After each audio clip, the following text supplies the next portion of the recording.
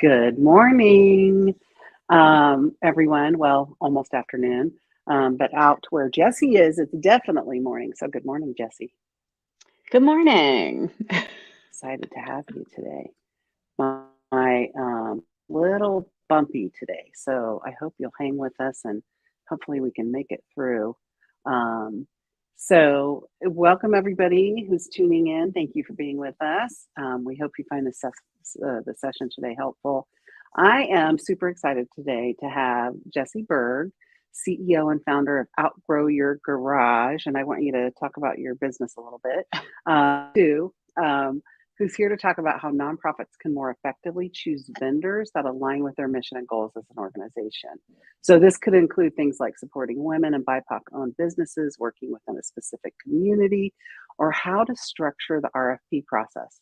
So critical to attract more diverse proposals. And that I think is an important conversation to have. So, I'm super excited to have you here. Welcome, Jessi. Yeah, I am excited to be here. I think it'll be a good chat.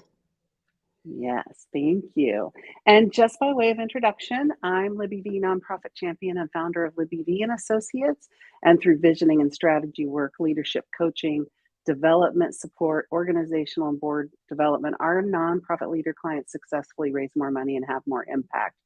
But not all of you could afford to hire a consultant. So I created the nonprofit Coffee Talk as a way to provide great content, amazing guests, helpful information to as many nonprofit people as I can. So I hope you find it useful. So one of my questions I like to ask, is, what are you bringing? Like, what are you bringing that could like change our communities, change how we do business? And so I loved Jessi's answer, about making it so that people who are not typically in your world might like come into your world, and that's a good thing. So I'm butchering that, but I want to talk all. This is what happens when a squirrel brain doesn't get any sleep. You're even squirrelier than normal, which is what's happening here. So anyway, I butchered that, but Jessi, I welcome you, and I'd love to read a little bit of your bio. Jessi started her journey as an entrepreneur after a series of toxic work environments. Check. Quit my boss is what I tell people. Quit all the toxic bosses for the last time, right? And hmm she thought surely there has to be a way to value employees, which doesn't happen a lot, pay a living wage, and still be able to work outside. So her first company was a landscaping company, and she quickly discovered that being a business owner amplified her voice. And she began advocating for the trades and seasonal and gig economy workers. And so now she's on her second rodeo, her second company, Outgrow Your Garage. And she's building that advocacy work and teaching other trades, services, and mobile companies how to grow sustainably and equitably. Love the name of your business so much. It absolutely says what it is. I love it. So, And as a yeah. values driven business owner, Jessi absolutely adores proving that you can make a profit while breaking down class barriers. So, through her company, Outgrow Your Garage, Jessi's able to support organizations that reduce recidivism through entrepreneurship. And in the future, she plans to have multilingual programming, broadening access for recent immigrants. I love it. I love it. It's beautiful. Okay, so Yeah. let's get started. Everybody out there, post questions if you have them in the chat, and we will answer those. So please do that. Sorry, I just noticed somebody out there with the same last name as me said very cool on LinkedIn. I'm like, what? I never see this last name. Anyway, so first question I'll ask you, Jessi, is what are some simple ways to check whether your organizational processes line up with your mission and goals? And I love that question too. Yeah. So, one of the things that I tell people a lot is, does your staff agree? And do your people in your organization, when they think about your mission and your goals and your values, can they rattle them off? Do they understand what they are? Do they understand how to mesh those things or use them as decision-making tools. And so if you just start with that simple question of, does it feel like we're aligning our goals with our actions? Your staff, your volunteers, your vendors, they know. And so if they're like, maybe, the answer is really no. Uh, Right. and if they're like, yeah, we totally think we do, and here's why, if they can't give you that here's why answer, then you're not doing it. Yeah. And that can really help you isolate that problem. I'm a big fan of, did you ask the people in your world as a first step for whatever the thing is you're trying to find out? Does my organization, should my organization, will my organization, how does my organization, Yeah. whatever, ask the people in your organization. First step. And then you can Yes. go from there with that data point. I love that so much. And I like a lot how you phrase the question because a lot of times we say, in our industry and other industries, like, do your staff know the mission? Can they talk about the core values? But we never say, do they really know, do they feel like the work lines up with those mission goals, core values, whatever it is, right? That's Mm-hmm. brilliant. And so how do you do that though? Like, keep talking about that because I'm curious. Like, what do you get from people, and how do you ask the question? And if you're a business owner or a nonprofit, Yeah. exactly. Um, so one of the things that's true about me specifically, in the way that often happens in the world, is everybody kind of has their superpower. This is the thing you're really good at. And you think everybody else is also good at that, right? Because everybody thinks their brain is how everybody else's brain operates until you get old enough to talk to other people and you say something really innocuous like, of course everybody can do whatever this thing is. And everybody around you is like, no, no, that's definitely not how my brain works. In my household, where I am really good at big picture vision stuff, and my spouse is a software engineer, who's really good at nitty gritty details, we have that conversation 8 times a week where I say, but this thing, and my spouse is like, no, no, that's not. No one thinks like that. And I'm like, well, all right, that's fair. Mhm. But my specific superpower is being able to break these really complex tasks down into these really simple, like, first couple of steps. What are the first couple of steps to think about something that's overwhelming? And so for nonprofits, for organizations, when you're starting this process of how do we align our mission and goals, a lot of times people already have those mission goals, right? You know what they are, you've created them. There's a why of your organization. I want to do X, right? When I started my landscaping company, I wanted to work outside. I wanted to make a real wage. I wanted to have valuable staff. I wanted to have a meaningful business that was actively working towards the things that I believe in. Great. um, Implementation of that is hard. So really thinking about what works, and that process of being a leader is really about listening in a lot of really key ways. Of when you think about that implementation, are you listening to the people around you and able to evaluate what's useful and what's not? Yeah. And so when you talk to your staff, when you're trying to solve these complex issues, being really open about that and saying, I'm trying to solve this issue, right? So when I have problems in my business, both in the landscaping business and then in my current iteration, I say, here's the problem, and here's what I've tried to do to solve it. And when somebody comes to me with a solution and they say, well, what about this? I say, okay, I thought about this. Here are the logistical issues in the way of that. Here are the sub problems that I can't solve. If you have a solution for them, then yes, we can revisit this bigger solution that you gave me. But saying, here's why we haven't implemented that, is so powerful for the people who are in your organization, because then they know what to think about, right? And they're not having that frustrated piece of, we know that our goal is to support small businesses in getting loan funding, right? Is a common small business micro lending goal. Yeah. So why aren't we getting more businesses into our funnel, right? And there's a myriad number of answers to that. But if your people know what those pieces are, then you can solve the problems, because it's not the big problem, right? no individual business is going to solve the problem of small businesses having access to capital by themselves. Right. But if they know we're having a hard time meeting the needs of trades businesses who don't have regular access to the internet, so it's Yeah. really hard for them to do things like take credit cards, then Yes. okay, that becomes a solvable problem. Hmm. How do we solve this one problem, right? And so that listening Hmm. process to your clients, to your constituents, to your staff, you can figure out what those other pieces are and find these smaller problems to solve.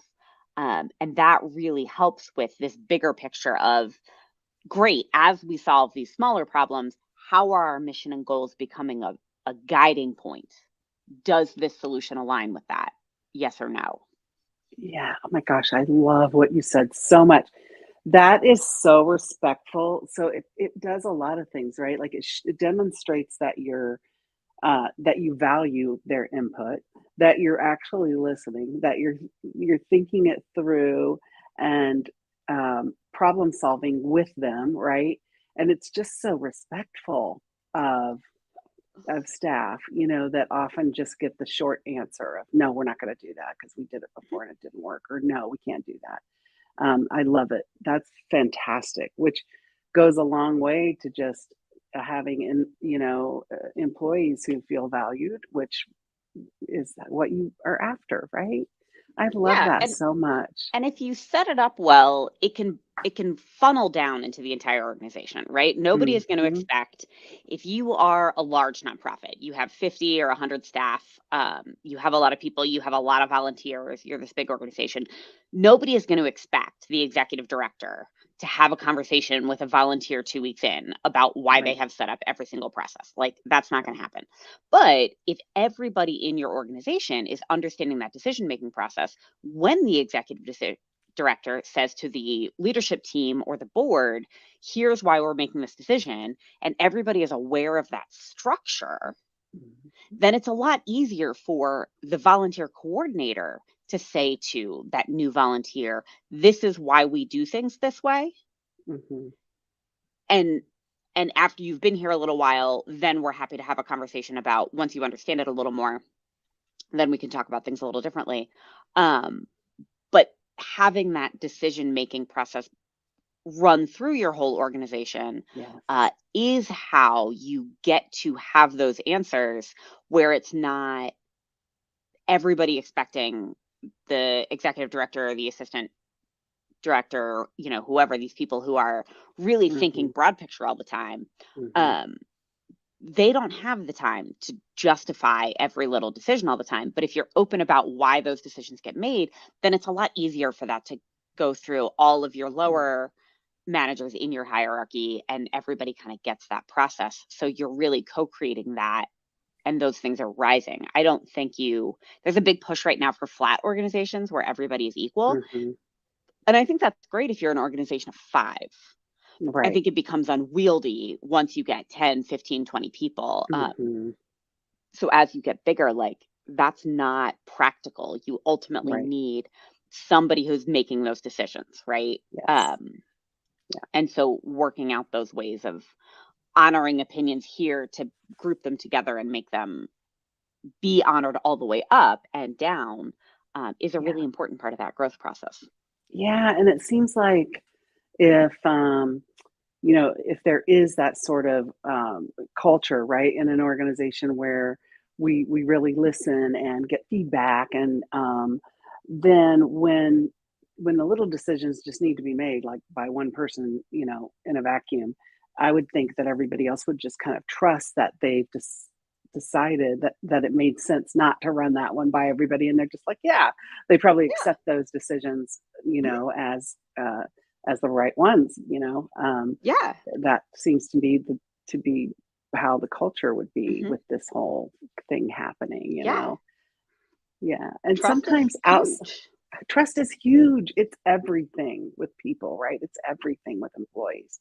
Um, and also, people like volunteers in nonprofits and vendors or whatever who it is, the people that are just removed from being part of the organization directly. day to day, they really do have a little more objective view, right? And can often see things that you don't see and think through things. And I often think they get overlooked, especially volunteers, as far as engaging them and how can we make this better? How can we do this better? And get their feedback. So just a Mhm. comment there. Yeah. Yeah. Well, and I think it's easy to miss these little things that make stuff easier, right? And Yes. so in grant funding, right? I talk about grant funding Hmm. a lot, and ways to support small businesses through that. Hmm. And so when you look at grants, if you want to get grants into organizations that are diverse, you have to accept a diversity of applications, right? And that means you have to accept that somebody who does not speak English as a first language is going Hmm. to use grammar differently than somebody who Yes. does speak English as a first language. Yes. If you are targeting a community that is lower income, you are going to have fewer people in that community who are college educated. And so you can't Hmm. expect that somebody is going to write at a college educated level. And so, Right. really looking at those different pieces, if you are working with the trades communities, there is a higher proportion of learning disabilities in the trades than there Mm. is in your office work population, Wow. because we operate within an educational system that if you have Hmm. a learning disability, you get shifted off into trade school. That's right. And so you have to forgive these applications that have typos or don't explain things at the same level that Yes. they would expect Yes. from somebody who has a business degree. And so Yes. really thinking about what does that look like? Great, let's forgive some typos in this application is a great starting point. Or policy is another good example. I've been not critical, but a little cranky with the state of Colorado right now, because they implemented this new family leave policy, which is amazing. It's actually a really stellar policy that creates a pool of funding, that provides paid family leave for organizations that Wow, don't that's nice. aren't able to offer Oh that. It's my a great gosh. system. Wow. Um, you don't have to contribute to it if your organization has less than 5 employees. Great. I really like the distinction. I do all those things. But if your organization has less than 5 employees, you still have to file the paperwork that says you have less than 5 employees. So we're instituting this bureaucratic burden where we still have to figure it out. Yeah. Um, but if they had pulled that data from unemployment filings, you could do that. And so that would be a really simple change that would make Yes. it a lot easier on small businesses. Yeah. But a legislature and then the people who are implementing that policy aren't going to think of that That's right. because they don't fill out small business paperwork all day. Yep. Yep. But a small business owner would be able to say that. So really looking at who are the people who are going to understand like this little tweak would actually make this thing that's already good really easy. And so your volunteers are going to notice that, your entry level staff are going to notice that these little things Yeah. that are around make this one change and a lot of other things flow easier. And so think whether that's on a big policy level, whether that's on a nonprofit level, whether that's on an organization with 3 people level, um, knowing what those little tweaks are that make lots of things easier is really important. Yeah. Sometimes I think we just need to pause and say, who's going to need this, right? Who's going to need this FMLA, you know, Hmm. kind of leave, and what barriers might they face and how challenging would it be to do this, right? If we just pause and ask Right. those questions, maybe it would Hmm. it would be a little easier to access. I don't think that happens very often, though. Those decisions are being made in a vacuum frequently, right? It's yeah, well, and it's really hard, I think, to implement that because it's against the grain of how we currently operate, Yep. right? Our current business system is really the person at the top makes the decisions and then everybody else Hmm. implements them. And I think if you're really using your mission and goals as this guiding force, when you get used to asking that question all the time, does this align? Does this align? Hmm. Does this align? And you do that with everything, then it becomes a lot easier for those decisions to not be made in a vacuum. Um, and really looking at that as those guiding forces around, does this make sense for our organization? And you really are empowering people to make those decisions across the board. Um, and then that gets a lot easier because if you don't have to run every decision through the executive director or the CEO, Yeah. then that person inherently has more time to think about what that broader growth looks like and what the broader goals are, and how do we set up the systems to support whatever that larger mission and Yeah. goal is. Yeah. So it goes in both directions on that front. Yeah. I am stealing your question, just so you know. I'm just going to own up to it right now. Absolutely. Do it. I am going to start asking this of all my clients and everything, like, what are simple ways to check whether your organizational processes line up with your purpose, your Hmm. mission, your vision, your goals, your core values, whatever you want to throw in there? I love it so much.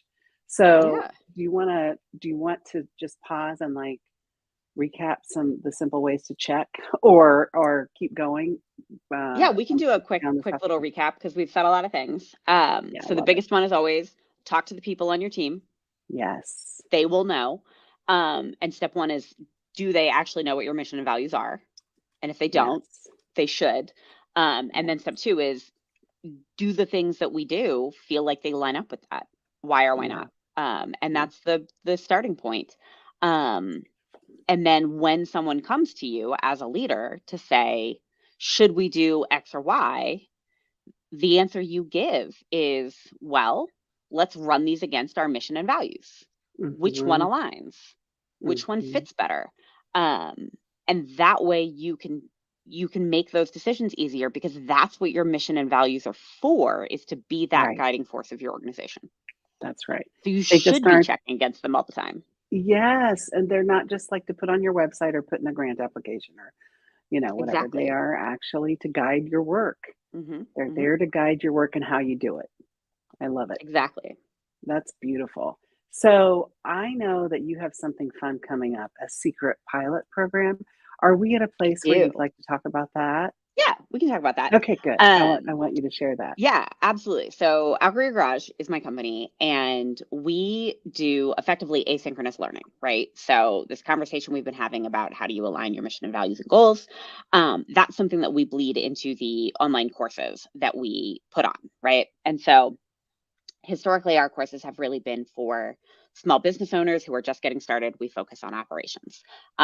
My goal is really, how do we center values in our business operations in the day-to-day life, and how do we train our people into that? And so to that end, Outgrow Your Garage is launching a secret pilot program. It's not on our website yet. It should be, I don't know, by the end of the year it'll be there. But in the meantime, it's still kind of invite only, um, around working specifically with organizations, nonprofits, schools, trade schools, libraries, other organizations who work with small businesses or are small organizations themselves, and really want to create a training program for their staff around, this is how we make decisions. Um, Ah, I love so that. yeah, so we're launching a secret pilot program to use Outgrow Your Garage programming in your organization around, as a staff training tool, as a training tool to work with small business owners, as a training tool to work with your communities, um, around centering your mission and values and centering operations of how to do hard things more easily. Mhm. Um, so if you are interested in having better operations and you are struggling with an affordable way to figure out how to do that, we are adapting our online courses for that. Our online courses can be found Nice. at our website, outgrowyourgarage.com. And if you are interested in using any of those courses or curious about how to use them in your organization to make things line up with your mission and values easier, or solve hard operational issues, hit me up on LinkedIn, shoot me an email, fill out the contact form on our website, and I will talk to you about what that pilot program looks like. Awesome. And I hope I'm on your email distribution list now. If not, would you add me, or I can go fill out the Absolutely. form on your website. I'd love to have the information about Yeah, it. And absolutely. feel free to ping feel free to tag me and stuff too, and I'll share it on Perfect. Yeah. social channels. We should get connected on all of those too. So that sounds amazing. I love the idea of that. I'm really at that point right in my business where I'm like, okay, let's optimize our operations, because Yeah. we're growing too, and so it's kind of Operations is huge. I am a very huge, firm believer of, huge. operations is the thing that defines whether you succeed or fail, because Yeah, It's the thing that helps you not reinvent the wheel every day in your Exactly. business, in your Yeah. nonprofit. Yeah. So making things easier so that you can focus on the thing you're really trying to do is a vital Yes. part of growth. And Outgrow Your Yes. Garage is in a high growth stage right now. And I say to people all the time, they're like, man, you're so organized in your operations. And I'm like, I'm an operations company. I have to be. We You have to do. have these You're internal right. operations because we're growing really fast. And if I promise that I will help you with your operations and then my operations are a train wreck, you're not going to hire me. That's right. That's right. So, Plus, you can't scale, and that word is overused, but you can't grow and go through the life cycle of business, and mature and those kind of things without systems and processes in place yeah, that work and that make sense and that right. are efficient and effective. That's a key Exactly. to you got to Everybody get has that in had a order. job where they are frustrated about the operations and said, Yeah. why isn't this easier? Yes. Great. I want to help you answer that question and then make it easier Yes. so that Yes. you can grow. And one Yes. of the things I've started doing a little more of that I really love doing is working with technical assistance programs where people really think the latest and greatest software is going to solve their operations problems, No, but they're it's not thinking not. about the amount of time it's going to take to onboard, to get it set up, whatever. That's right. So what you really need to do is evaluate what are your actual needs and then what will First. solve those needs. That's right. Um, That's and exactly so, right. yeah, so we have a couple of different stuff that we're working on to put out for that. I have a software evaluation that's going to come out next week around, is this going to work for my organization? What do we actually need? That's just Hmm. really a checklist of run Hmm. through these questions. And then, hi, Hmm. Molly. This is my dog, Molly. For anybody There's who is a dog person, if you're Molly. watching online, Molly believes that she is a Beautiful. very neglected dog who never gets any love or attention She's in her whole doggo beautiful. life. Yeah. Yeah, she's Hmm. gorgeous. So, I love this. I always go back to, the one thing that stood out for me when I read E-Myth Revisited was to set up your business like you're going to franchise it. So that you could hand somebody a virtual binder that's like, here's Hmm. how you run this business. Um, and and the reason that you want to do that, a lot of it is you want to be able to hire people and be like, hey, yeah, here's how you do it. Here's how we do it. Exactly. Here's how we do it, Hmm. right? It's Yep. important, and it's the only way to scale. Uh-huh. If you don't have that, you can't grow. Hmm. You're Absolutely. gonna And I'm fail. actually working on a project right now with an organization who wants to set up new employee owned locations. And so they're going to Yes, handle the training of this is how our business works. And I'm handling the training of here's how to run a business, right? So you're yes, training people in this industry who know the skills of that industry. And then we're also training them in business skills. So as they open new locations, they are employee owned and they're set up for success in that understanding how business works, which is a really yes. fun project to be working on. Yeah, that's great. Sorry, we're having a little bit of technical difficulties right now, but we got through almost all of it without that coming back to get us. So Excellent. I'm thrilled. Um, so Jessi, thank you so much. This was incredible. I love this conversation. I know people out there got a lot out of it. It's fantastic. It's like some simple ways to just change the culture of your organization and make it more efficient and effective. Hmm. And I love that. That's a beautiful thing. So thank you so much for being here today. Yeah, absolutely. I had a great time. Yeah, and I'll connect with you on social channels and make sure we're all connected and want to hear about your secret program. So I'll be watching for that. Perfect. I love it. Have a good day, and I hope Molly has a good day too. Right. Yeah. She's Bye, getting all the pets. So everybody. Yeah. bye. Take care. Hope you have a good day, everyone out there. See you soon.